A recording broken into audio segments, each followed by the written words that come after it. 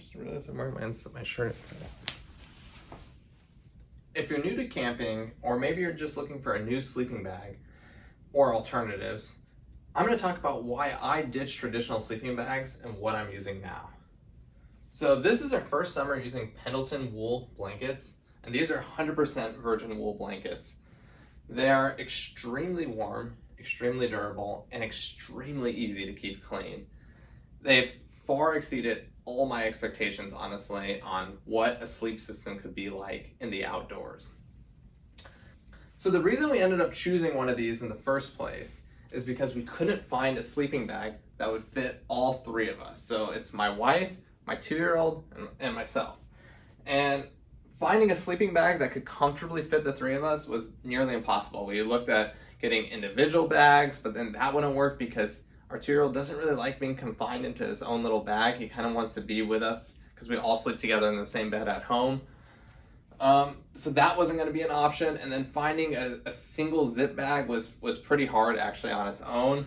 So finally, after actually an REI employee told us that this is what he's been doing for years, we said, hey, that's not a bad idea. And this actually honestly looks way better in my opinion too. But then I was always wondering, is it going to be warm? Is that? So we tried it. We took the plunge and we tried it. And I'm telling you, I can't go back. So these blankets are extremely warm. We've taken them in as cold as 38 degrees. And having two of them layered on top of each other was no issues for any of us. We all felt warm at night and woke up comfortably. So first off, let me talk about my sleep system a little bit. So what we use is an Exped MegaMat Duo. This mattress now contributes a lot of warmth on its own. In fact, I think it has one of the highest R values for all foam sleeping camp mats out there. So this mat is super warm on its own. So on top of this, we just put a set of queen sheets on it. Now you can do, if you want to make it even warmer, you can add your own like flannel sheets and whatever type of sheets you want onto it. And then on top of that, we'll put these Pendleton blankets.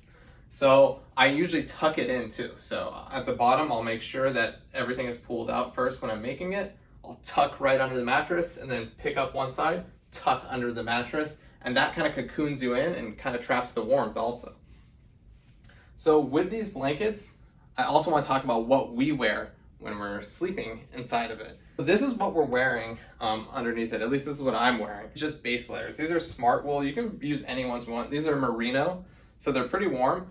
I don't put anything on top of this. I literally just sleep with this on top, this on bottom, and it's honestly all I need with this setup. For me, that works in 40-degree weather. So my wife gets a little bit colder, so she'll also wear her smart wool base layers, and these are mid-weight base layers.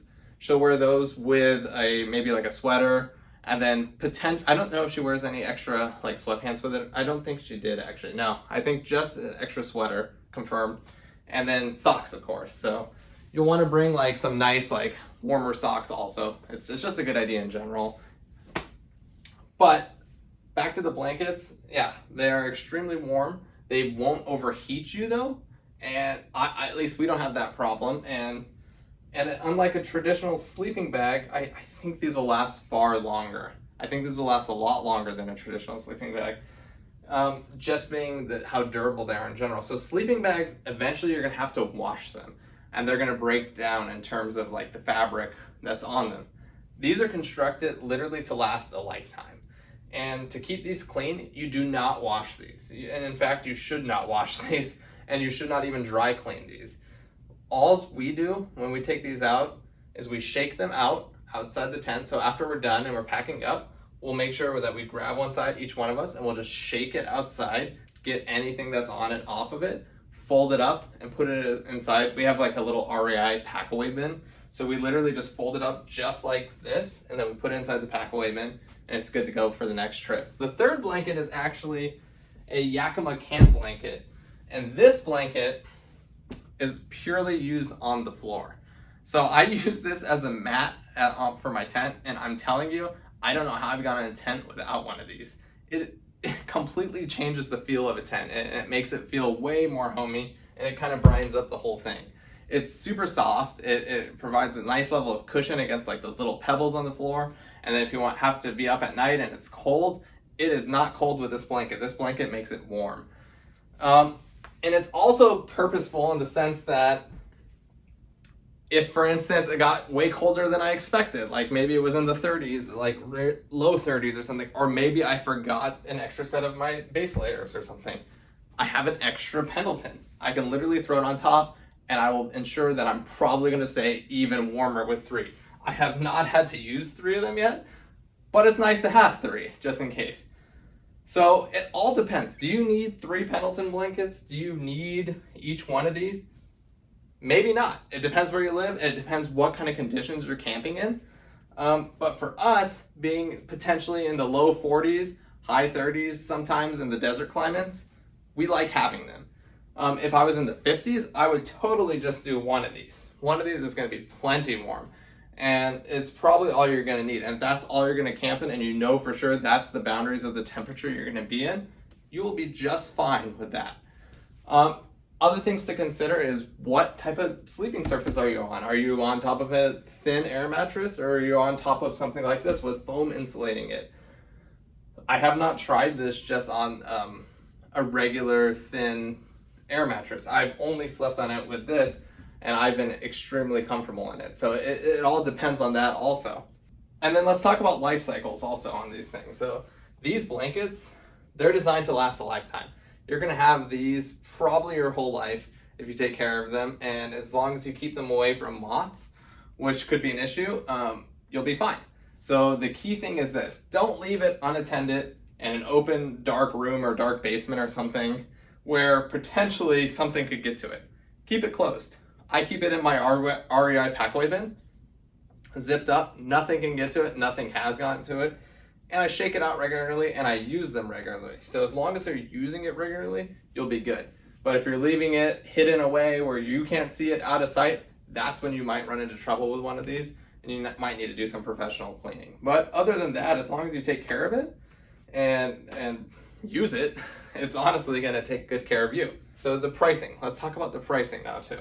So these ones are the 100% virgin wool ones. This one here is, I believe it was $299, it might have been $320, and it had this extremely cool color to it.